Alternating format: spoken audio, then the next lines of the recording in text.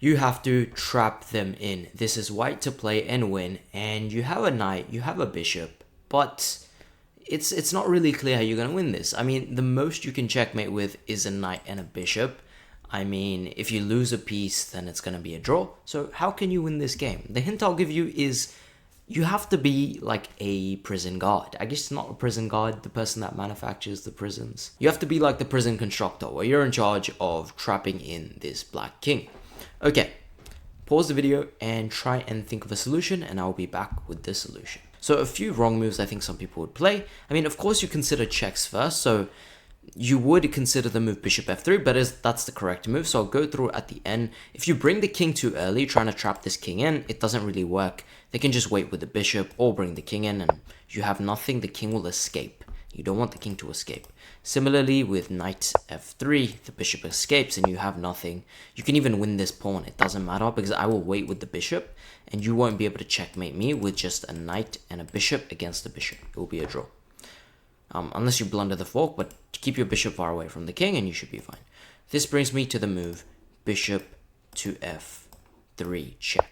Bishop f3 is a really good move. It's a check. It forces the king to h2. And you might think, okay, I don't see a clear follow-up, but there is another check if you look closely. The move knight f1 comes to mind. And the idea is now you're forcing this king to the h3 square. And this is the super important move. So the keen among you would see that there's a checkmate potential here.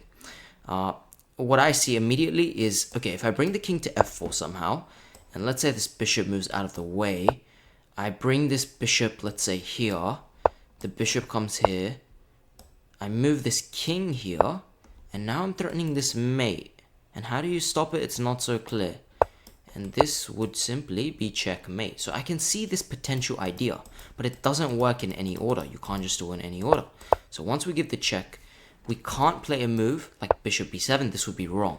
And the reason being is they have bishop h2, and once you go king e4, going for the same setup, the king escapes because the bishop's diagonal is covered.